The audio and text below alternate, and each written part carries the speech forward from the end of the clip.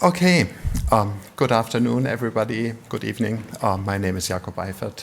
I am teaching Chinese history in the Department of History and East Asian Languages and Civilizations here. And I have just a second. I have to also stand in for our director, the director of the Center for East Asian for the Center of East Asian Studies, Chelsea Foxwell, who cannot be here today, unfortunately. She would usually give a short introduction, so let me just read out what she would usually say about this lecture series. The CS lecture series, established in 2016, is an initiative that advances the Center's mission in fostering dialogue and interdisciplinary collaboration. In partnership with the University of Chicago Library, this annual public lecture series presents eminent scholars, eminent indeed today, who concentrate on the study of East Asia in a variety of disciplines. The next lecture in the series will feature Harvard's Nicholas Harkness on Wednesday, April 3rd. On April 18, we will have Peter Ball, also from Harvard, and then on April 25th, we will have Andre Schmid of the University of Toronto. And for more information on the series, please look at the posters that you find outside and on the desk and elsewhere on campus. Today, we are honored to have as our speaker Janet Chen of the University of Princeton, from the History Department at Princeton. Most of you, I'm pretty sure most of the people in the room will know Professor Chen's work from Guilty of Indigence, the Urban Poor in China, 1900 to 1953. Which is a book that has inspired my own research, that inspires the research of many of my own students, of the students here. I would say certainly in the history department, I hope also in other departments. No graduate student can leave the institution without having read cover to cover Professor Chen's work. I make this mandatory. So a book, if you haven't read it, better do. But since then, Professor Chen has written her second book, which came out late last year, I believe, The Sounds of Mandarin, Learning to Speak a National Language in China and Taiwan, 1913 to 1960. The title of today's talk is the same. It will be impossible to go over the very rich content of the entire book in the time we have, but I'm very much looking forward to, I'm still reading the book, I haven't quite finished it. It's elegantly written, it's witty, it's entertaining, and it's very erudite, as you would expect. So we will learn more about it. And yeah, without further ado, Professor Chen, please join me, everybody, in welcoming Professor Chen.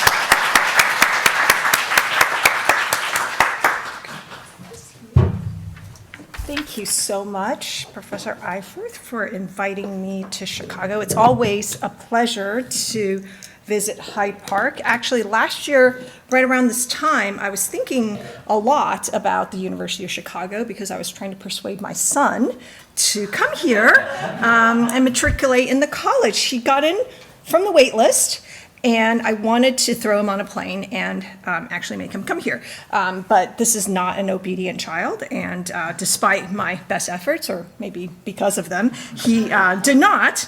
In any case, I am delighted to be here, and I am very glad to have the opportunity to talk to all of you about my work. So, The Sounds of Mandarin is a social history of the spoken national language of China and Taiwan. It covers about a 50-year period starting in the early 20th century. The original inspiration for this was Mao Zedong. And in particular, this image of him standing atop Tiananmen Square,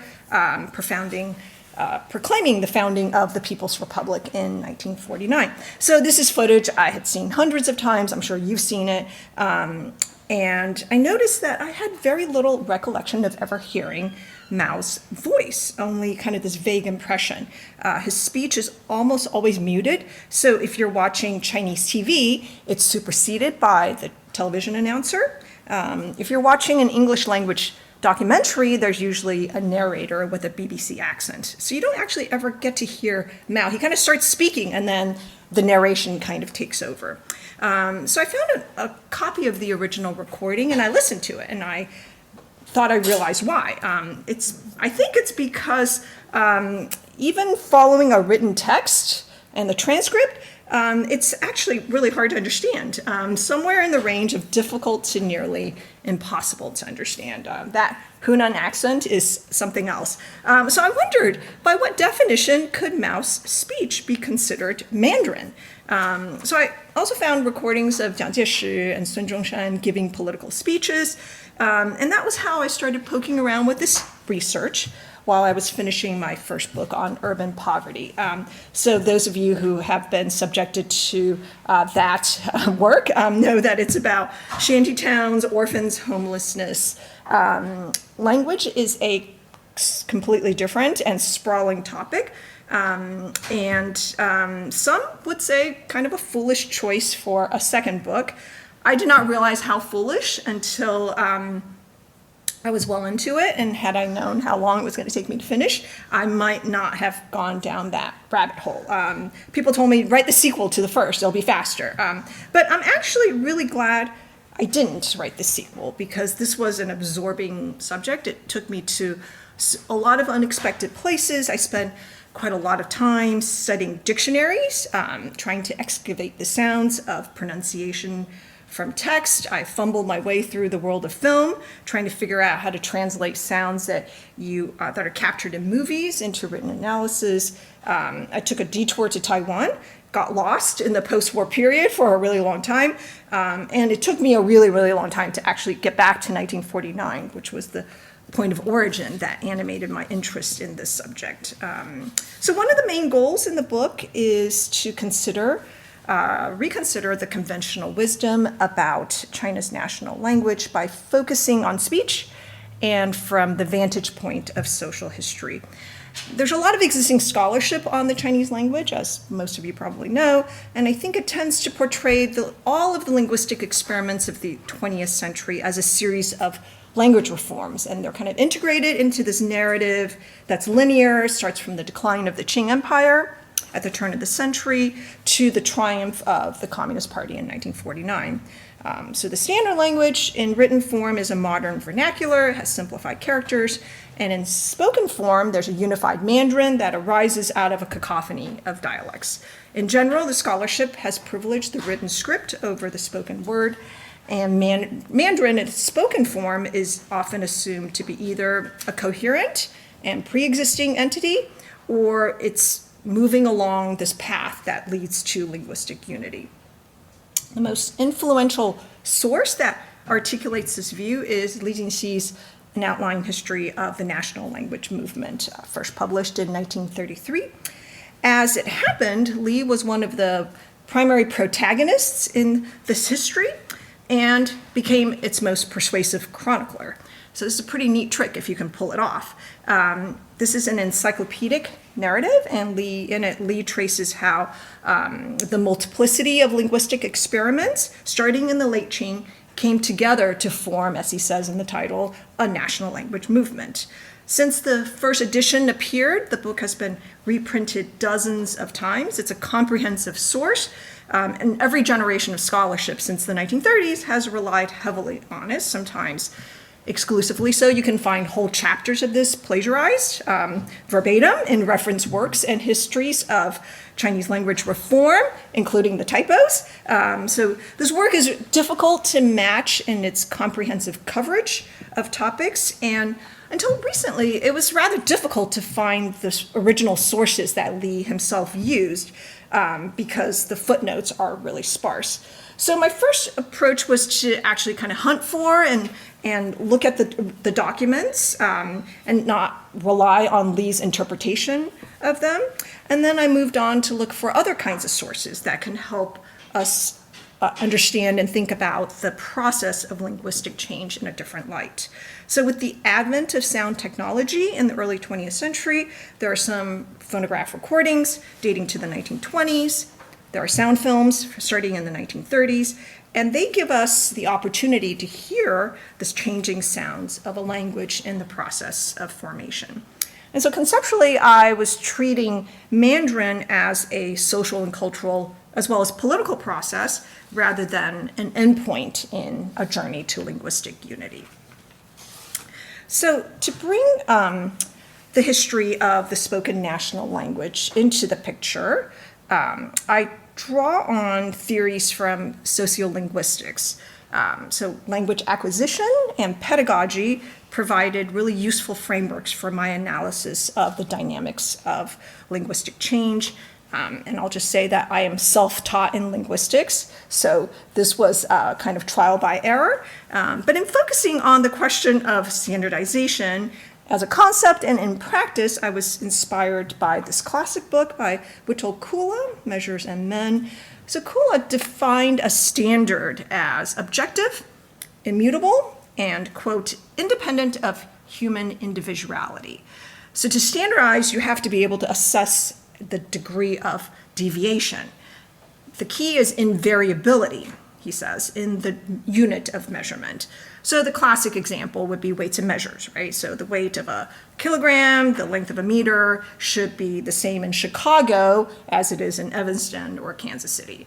So when I use these ideas to think about linguistic standardization, it seemed that speech was kind of different because unlike a kilogram or a meter, the spectrum of variation in pronunciation is difficult to measure. And so that invariability in the unit of measurement is a big problem.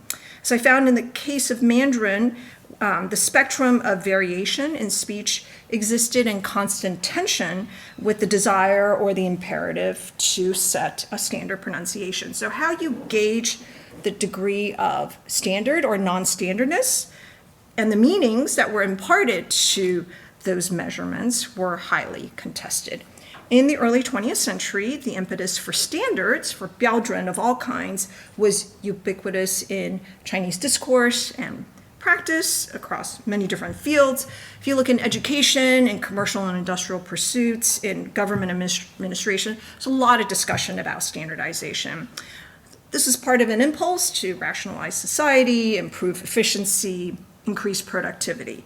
And so in the attempt to standardize the national language, a lot of those same arguments and priorities were also in play, but those who really cared about precision and accuracy in pronunciation wanted to insist on conformity to a fixed and ostensibly homogeneous ideal. But in contrast, there were those who endorsed attitudes of more or less correct flexibility at the boundaries, what they called a blue-green approach that would be good enough for communication. And so you have these kind of dueling camps of people who really want everyone to speak precisely and adhere to a standard, and those who said, let's just use a least common denominator of mutual comprehensibility, and it doesn't really matter if you don't get it exactly right. Another goal of the book, framed as social history, is to try to transcend elite perspectives. But as in many areas of historical research, elite dominance of the source base is really difficult to escape. And so here I began by following the adventures of a large cast of characters. These were intellectuals, linguists, government officials. These were the elite men. And I used their voluminous writings as the scaffolding for research. That was the starting point. But then I tried to move beyond the elite realm, and I followed the spoken national language into schools and as features of urban life. I considered the possibilities and limitations of standard speech in rural areas. This was hard to do, but you have to really work at it, but it can be done a little bit. And I was also interested in investigating the transformation of speech when there was the exigency of war, there was the legacy of a colonial language in Taiwan, and when everything was amped up by the mass campaigns of the 1950s and the PRC. So the aspirations of experts and government regimes to mold the people into proper national or socialist subjects through speech was really an essential part of the story, but I really felt like the story was incomplete without searching for and paying attention to the moments when the people talked back. And doing so, I think, changes the trajectory of how we understand the trajectory of historical change in this realm. So rather than seeing this as a march towards linguistic unity, I found that speaking, learning, and teaching the national language were individual acts that were imbued with multiple and lots of conflicting meanings that went well beyond nationalism. So I have this kind of scale of analysis that moves around a lot. So there's national concerns, there's regional factors, there's individual horizons. Without attempting to give comprehensive treatment to the topics, I tended to zero in on moments of conflict or collision.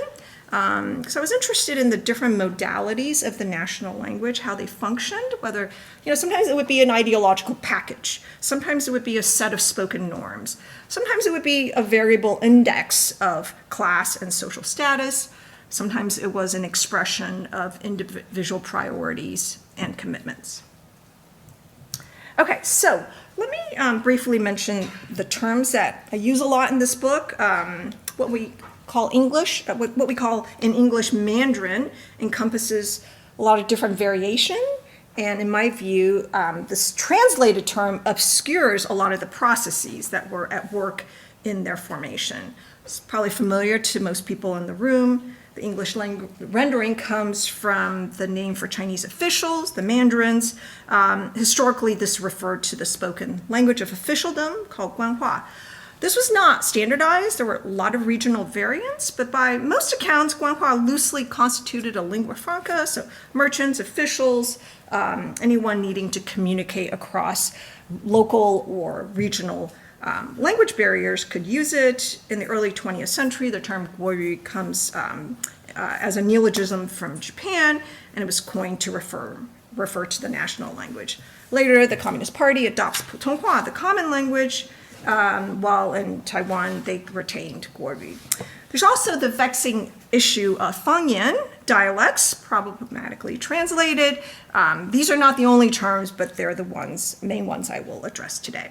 All right, so let me give you a very quick overview of the narrative arc of the book. In chapter 1, begins at the turn of the 20th century, when there was a rising chorus advocating for linguistic unity, calling for the congruence of speech and writing, modeled on Japan's Genbun Ichi movement.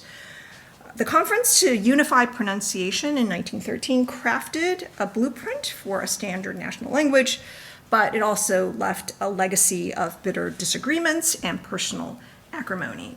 In the decade that followed, the debates extended to a tangled web of issues, including phonetic notation, tonal differentiation, and pedagogy. So what counted as standard Guoyu and who gets to decide? And once it's decided, sort of, how would these new speech norms be taught? The short version of the story is that it was very messy, and 7 people would have 10 different opinions. They can't quite figure it out. I'm going to return to this, so hold that thought. Then when Chiang Kai-shek unified the country under nationalist rule in 1928, the regime put the muscle of its state-building aspirations behind these efforts to make the national language into reality.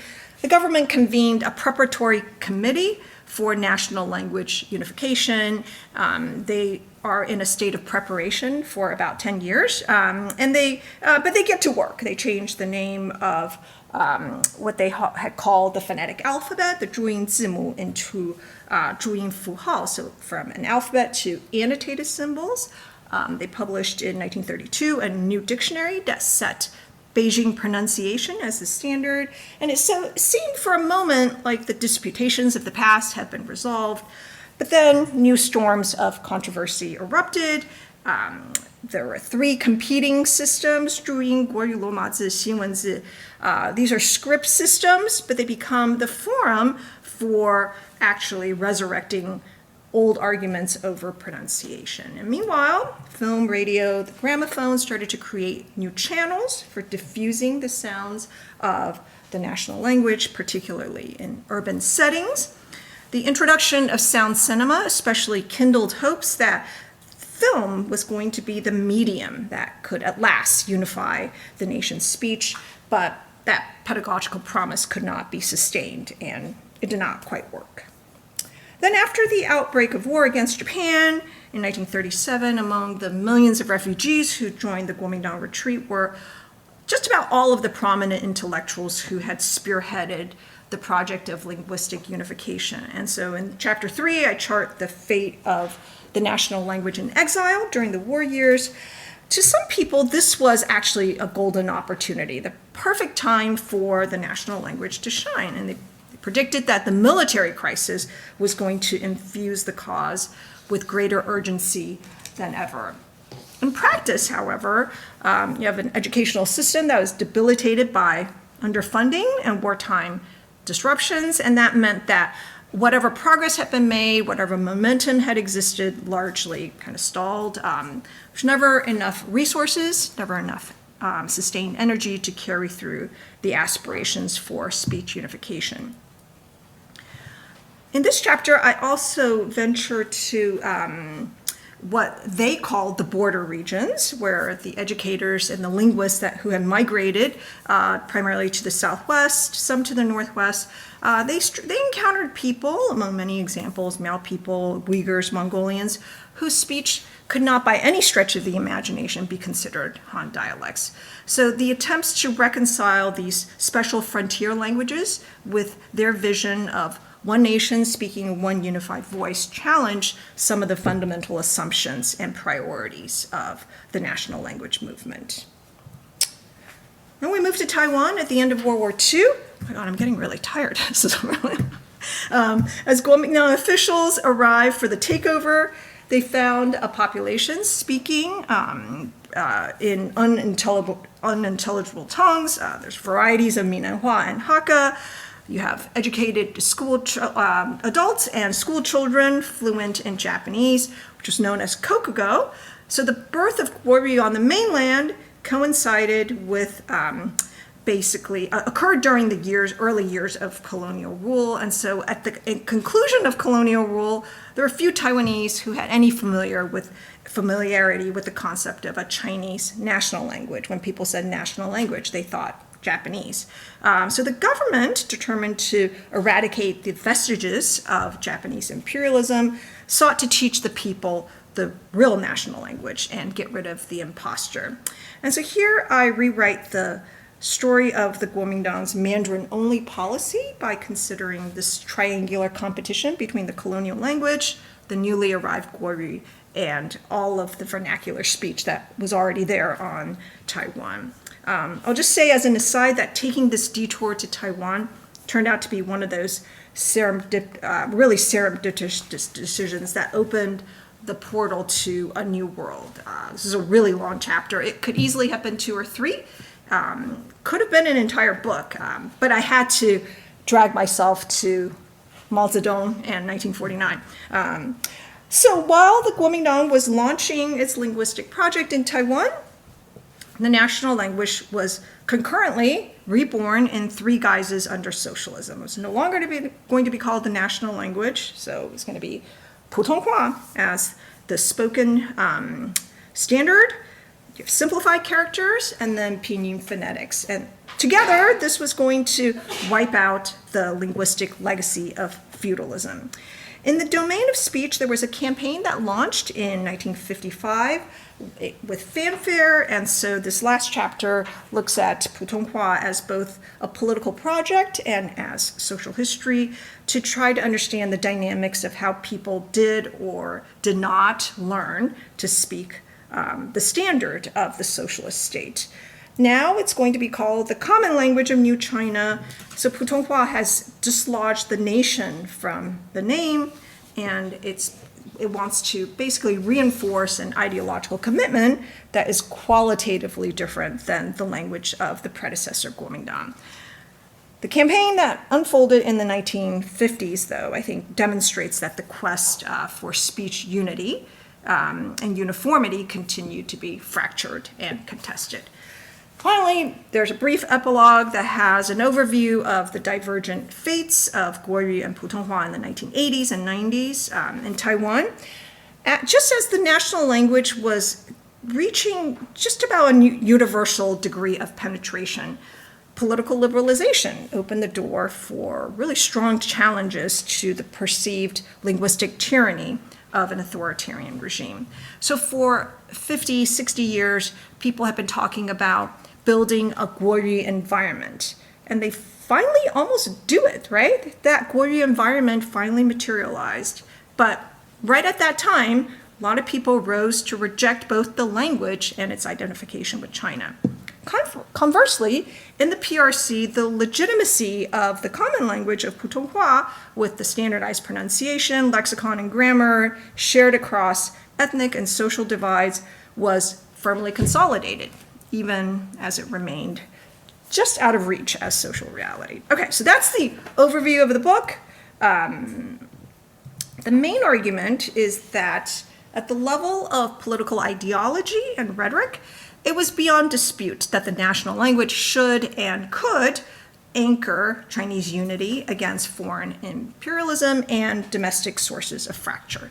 In practice, however, the process of transforming that ideological aspiration into spoken reality proved messy and sometimes quite confused. If the national language was an instrument of power for the modern state, successive governments in China wielded it kind of clumsily. The spoken standard was this moving target, and speech proved more impervious to state intervention than they anticipated. To the consternation of its proponents, the people did not spontaneously embrace Guoyu. They had to be cajoled, prodded, or compelled to learn it. Okay, so I'm going to turn to two specific moments to kind of illustrate how I developed the arguments, just to give you a little bit more of the texture of what this is about. The first is the beginning of the story and into the 1920s, and the second is the kind of the end, the 1955 campaign. Okay, so taking it from the beginning, the most important precedent I mentioned is the 1913 Conference to Unified Pronunciation, convened by the Ministry of Education. 80 delegates were invited to Beijing, and they were charged with the task of determining a national pronunciation and choosing a phonetic system. Other scholars have described the controversies of this conference in some detail, the bickering, the devolving into name-calling and fistfights, more than 100 different phonetic systems put forward for consideration. They were there for months arguing about this. The chairman, Wu Zhihui, resigned after 2 months of contentious wrangling. Wang Zhao replaced him, here he is, as the chair, but he lasted only for 2 weeks before he quit. He said he was sick, chest pains because of all the fighting, too stressful. Wang Pu then took over and finally brought the proceedings to a conclusion. They put out basically a press release, right? There's a publicly announced outcome of a system of national pronunciation. There were 6,500 characters, each with a pronunciation that they had decided by a majority vote. So they said this was democracy. Northern speech formed the basis for most of the sounds, but prominent elements of Southern speech were included. It was a compromise. There was a syllabary of 39 symbols. This is the Zhuyin Zimu.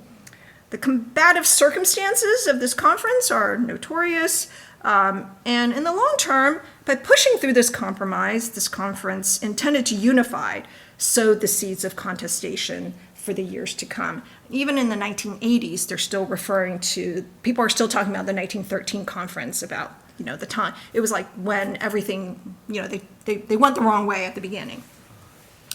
The debates were especially heated at the beginning between 1919 and 1921 because primary schools began to implement new curricular mandates that for teaching the national language that came from the Ministry of Education. So this, even though this is a time of political fracture, this education ministry is still trying to tell these schools what to do.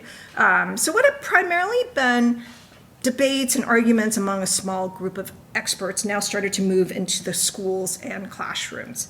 So which sounds should be the standard for the national pronunciation? How many tones should it have?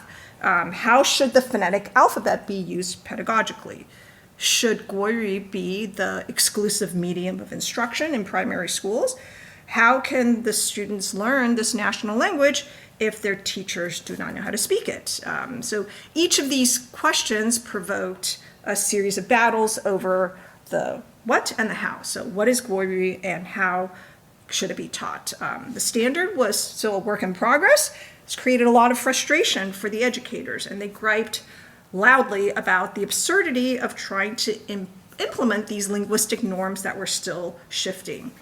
In 1920, the Ministry of Education issued a directive mandating that classical Guowen language classes be replaced by the modern vernacular, so new textbooks could be written and published with relative ease, though not without controversy. But there was not yet a consensus among the experts about the normative features of the spoken component of the national language, and there was not really a definitive standard that came from a central authority that everybody could agree on. For much of the early 1920s, the National Language Preparatory Committee deliberated and debated all of these issues. They actually added an extra phoneme, so 39 zimu became 40. And they approved a motion that soft-pedaled the issue of tonal differentiation. They said, quote, "In teaching the national pronunciation, it is not necessary to adhere rigidly to the tones." This is one of the most interesting debates at the time. How many tones should the national pronunciation have? The 1913 conference had decided on 5. There were those who insisted on 4. And then there were a whole lot of prominent figures, such as Qian Xuantong and Li Jinxi, who argued that the national language should not have a set number of tones. So this is Qian Xuantong in 1922. Tonal differentiation, completely impossible and completely unnecessary. He said that speech has its own natural tones. So if you're in Guangdong, use 9. If you're in Zhejiang, you can use 8. If you want 5, take 5, right? Basically, as you like. First time I read this, I was flabbergasted at the crazy talk, right? How can you speak Guoyu with 7 or 9 tones? To say that tones are unnecessary is pretty close to linguistic heresy. Because of examples like this, and there were a lot of different ones, I became interested in the instability of the standard and the vigorous debates that the process of standardizing actually provoked. What we take as linguistic gospel today was not set in stone at the outset, and creating the standard was a decades-long process and quite a contentious one. Even more vexing and also unresolved was the question of the relationship between dialect or local pronunciation and the national one. For some, it was obvious that at a minimum, instructors who are teaching Guoyu should use Guoyu when they speak in class. But there were others who disagreed. And said, well, what harm could there be to use the local pronunciation to read national language textbooks? It's a good question. What harm would be caused by having a mixture of Fangyan and Guoyu? For the purists, the answer was, a lot of damage, right? This is an adulteration of the National Language Project. It defeats the entire purpose.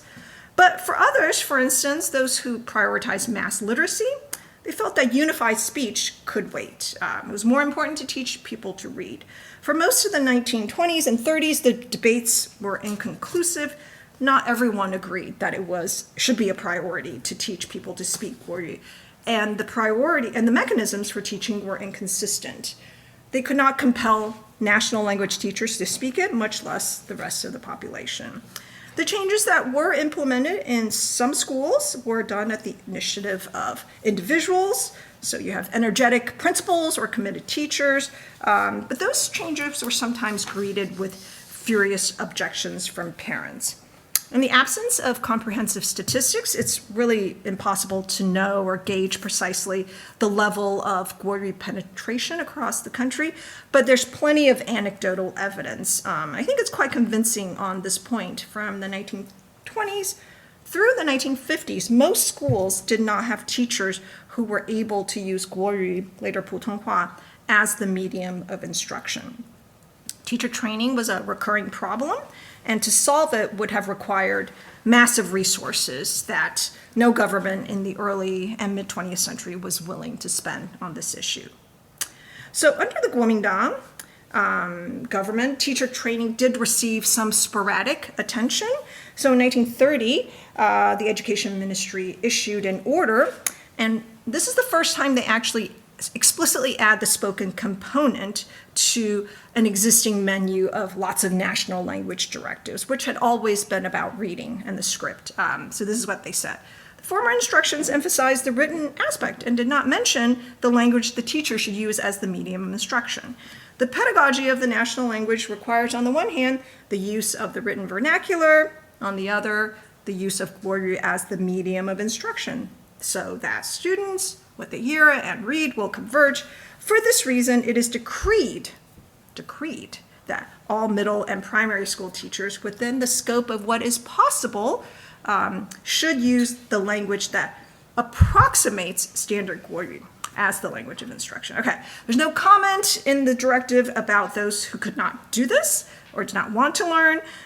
There was kind of a preemptive scolding of teachers who have these like assumptions and use them as excuses. So some people insist on using dialects to teach, and their excuse is that, well, the children would not understand otherwise. Still others refuse to speak Guori out of embarrassment, and so this was all part of the Education Ministry's sort of description of what they thought was going on.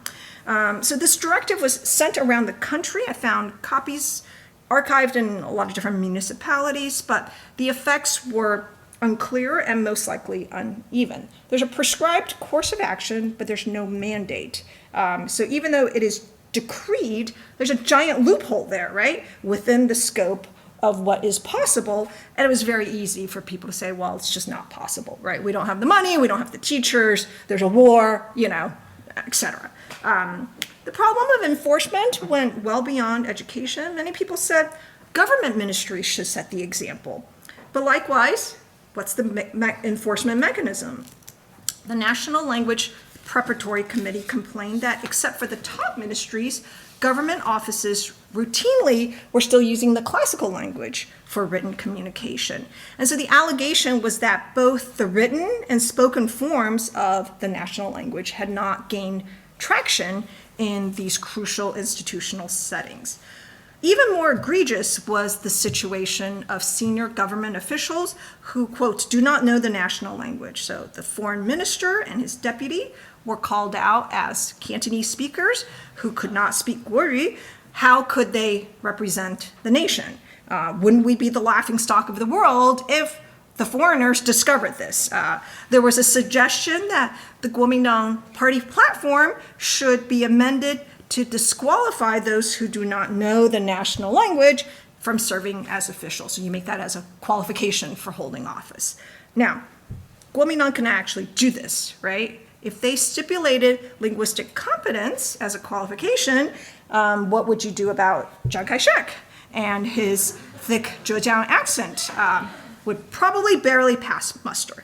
So instead, they went to the opposite end. They began at the bottom of the bureaucracy, and in 1930, there was a national directive that said that provincial and local jurisdictions would be responsible for ensuring proficiency in 注音符号, in the phonetic annotated symbols, among government workers and teachers, and they had to do it within 4 months. They also said that starting in 1931, they would give preference for hiring for government positions to those who have 注音 proficiency.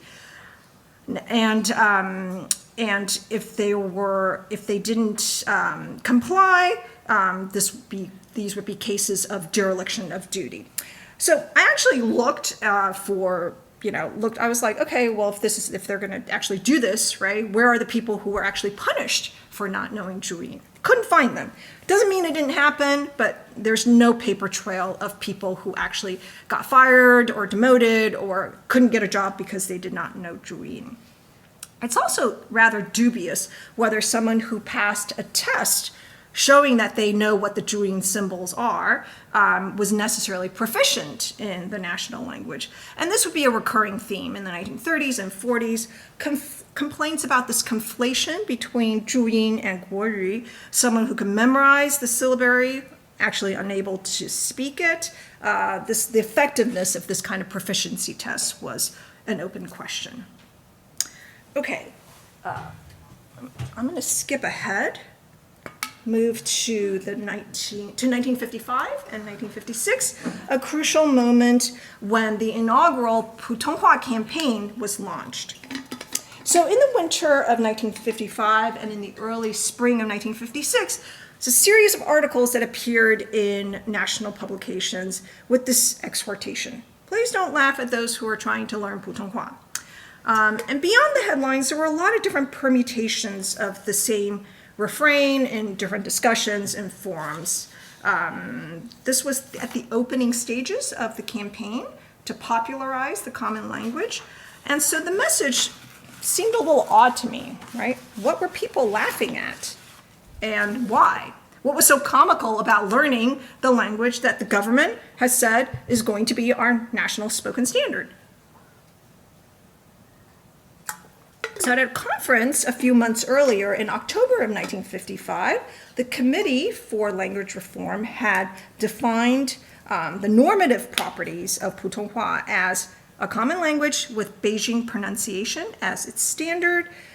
It's the shared language of the Han Minzu, the Han nationality. A directive from the State Council followed and expanded the definition. The foundation for the unification of Hanyu already exists. This is the Putonghua that sets Beijing pronunciation as the standard, Northern vernacular as the base dialect, and these exemplary modern vernacular works as the grammatical form. So teachers and students, soldiers and workers, policemen, translators, actors, everybody instructed to gradually learn to speak Putonghua and contribute to the goal of standardized speech through their respective jobs. Simultaneously, the propaganda machine pumps out a stream of messages reiterating that everyone should learn and do their utmost to promote the common language. So in the context of this campaign, as it's getting started, it seemed odd that there would be these persistent references to laughter and mockery. So wanted to know where these attitudes came from and what did they mean?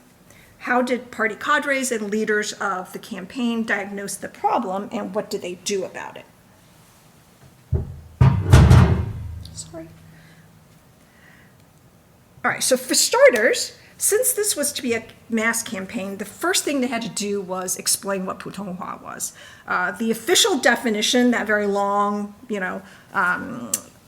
that I just showed, was repeated ad nauseum, but people had a lot of questions. So the first was Putonghua is the same as Beijing dialect, Guanhua, or Guoyu. What's the difference? For people who remember the national language from the days of the Kuomintang or the old Guanhua, they said, well, is this a new name for the same thing? If not, what's the difference? And then what is the meaning of Putong in Putonghua? Does it mean that it's ordinary, everyday form of speech? Is it the opposite of refined? This is very confusing. And educators and party cadres repeatedly said, please don't treat it as something that's commonplace or ordinary. Putong here means collective and general usage. And finally, there were a lot of questions about the relationship between the dialects and Putonghua. Does this mean that we're not allowed to speak dialects anymore? So for the cadres who were responsible for the campaign in 55 and 56, these questions and the objections from the people were indications of a lot of misperceptions and pointed to the work that they were going to have to do to explain and educate to correct the misperceptions. They saw a mountain of ideological obstacles that could derail the campaign. So for example, the linguistics professor Wang Li gave a speech at the Reform Conference. Some of you probably know him from a dictionary that you own. This is what Wang said. Many people are afraid of learning Putonghua, especially those whose native speech diverges from the pronunciation of the new standard. They think that it's too difficult, and they're afraid of other people's mockery if they do not learn it well. There is a saying, we are not afraid of heaven or earth, we're only afraid of the Cantonese speaking Guanghua. Okay, so there's a lot of variations on this, right? That implicate other dialect speakers. People say this all the time. And so this is what Professor Wang said. This kind of mocking attitude, see, you're laughing, warrants reconsideration. I suggest that we turn mockery into encouragement. We should say, we are not afraid of heaven or earth.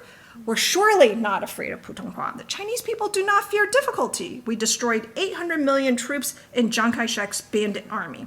How could we not conquer this linguistic fortress? So that linguistic fortress proved to be more impregnable than they all expected, because subsequent publicity repeatedly referred to laughter, mocking attitudes lurking in society. And the People's Daily specifically addressed the perception that a lot of people had that Putonghua was intended to destroy local dialects. Not true. Quote, dialects may and will certainly coexist with Putonghua for a long time yet.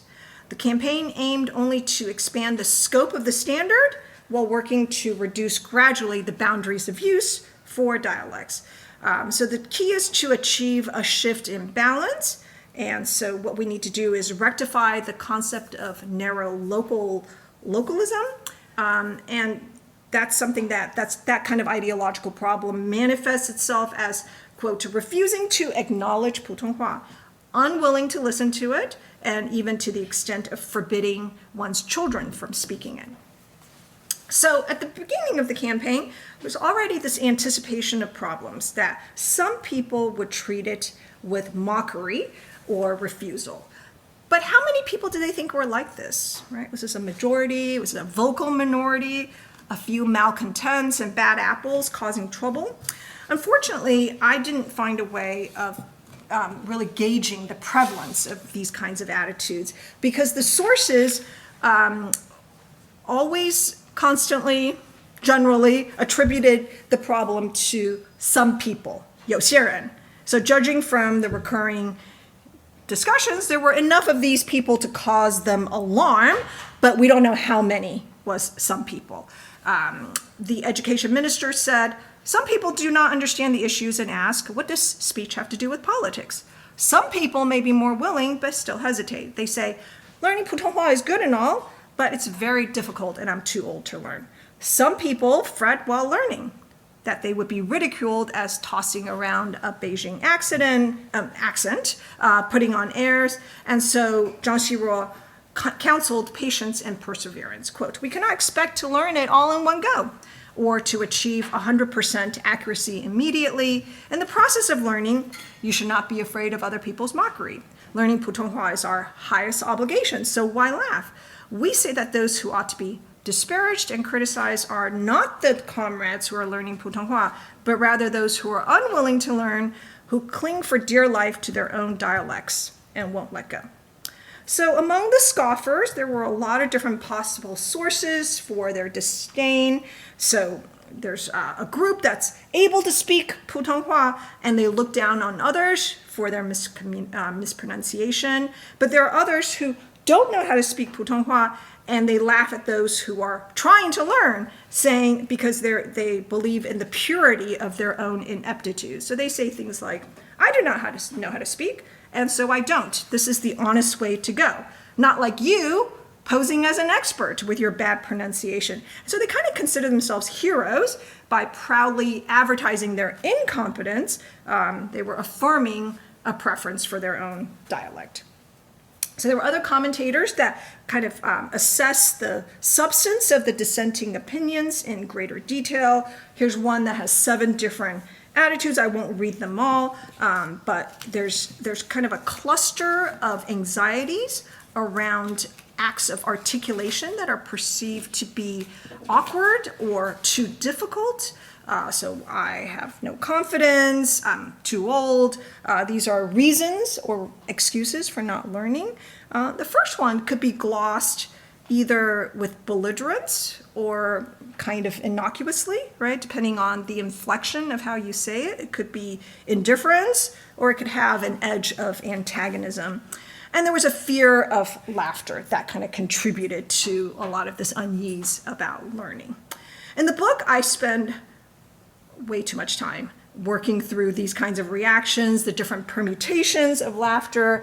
Really wanted to think about what ways laughter either reinforced or undermined the putative prestige language. There's one frequently repeated rendering that pointed to how speaking Putonghua could subject the speaker to ridicule. So you're making mistakes, you sound foolish, you sound bad. Right? This is a very nebulous kind of description, 不好听 or 难听.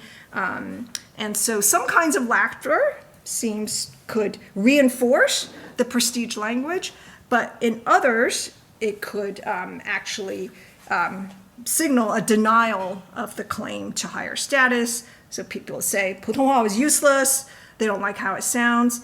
Students were laughing at their teachers who were trying to actually use 普通话 in their lessons. They're bumbling, they're speaking in a garbled manner. One primary school instructor explained that the students unaccustomed to the sounds of the standard pronunciation often start laughing when they hear it. So a student reading aloud in a strange voice and odd manner sometimes sets the entire class off roaring in hilarity.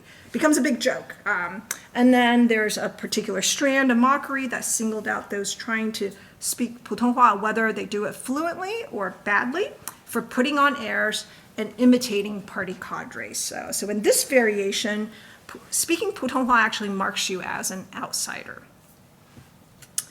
In a sharper vein, another observer described 4 types of people with ideological problems related to 普通话. So when you start invoking ideological problems, this becomes, there's more of an edge to this. So you have people who are unequivocally opposed, you have vacillators, you have the conceited and the apathetic, and you have the wait-and-seers.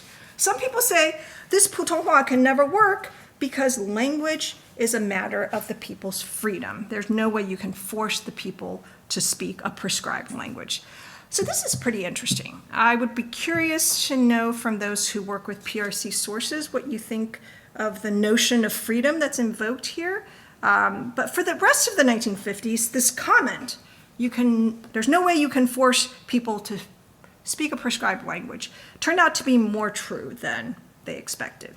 All right, the story continues. I don't have time to go through the rest of it, but in brief, there's a great late moment when the winds of exaggeration billowed to claims that perfect speech unity was going to be achieved in days or weeks. In the early 1960s, there's a funny anecdote involving Lei Feng, the iconic soldier who actually could not speak 普通话. And I end with one telling example from 1966, Chen Boda, one of the leaders of the Cultural Revolution, going around the country giving speeches to Red Guards. And the transcripts of his speech begin with his apology for not speaking 普通话 very well. And he says, let me get an interpreter. But no one laughed at him. So in the spirit of the Cultural Revolution, I'm going to conclude with a self-criticism. This is what I think is missing from the book. Things I thought a lot about, but did not manage to do. So I took a long time to write a book that is incomplete in several major aspects. So one is the issue of minority languages and their relationship to the national. I talked about this very tangentially, but it was obvious to me from the outset that it would be impossible to do justice to this very complex topic within the framework of this book. And there are many much more qualified linguists and historians to do that work. Another is the uneven coverage of mass media. I paid more attention to this in the 1930s and 40s with the advent of sound films and radio broadcasting. But the last third of the book on Taiwan and the PRC really doesn't do this at all. The issue of the overseas Chinese community, especially in Southeast Asia. Here I actually had the best of intentions. The plan was to go to Singapore in the spring of 2020 and work this out. So I don't know what you were doing in the spring of 2020, but I was a prisoner at home with two very nasty teenagers. It was not a happy time. And to add insult to injury, to my great regret, I ended up basically leaving the Southeast Asia component out of the book. What I hoped to do was understand what a national language education looked like on the ground in a diasporic context. I finally made it to Singapore actually last month. Too little, too late. But I found some really interesting materials and some interesting angles. Not sure I have a second act there, but I was glad to kind of satisfy my own curiosity and check that mental box. And then lastly, in the course of the last few months, talking to different audiences, people have asked me some really great questions that I just cannot answer because I didn't do it. So the question of gender. There is a female, there's like a 女国音, kind of sort of phenomenon, the Zhiqing generation during the Cultural Revolution, more about regional differences, lots of great possible research if anyone's looking for a topic. I am not writing the sequel to this book. And I've been talking for nearly an hour, which has undoubtedly tried your patience, so I will stop. Look forward to your comments and questions. Thank you.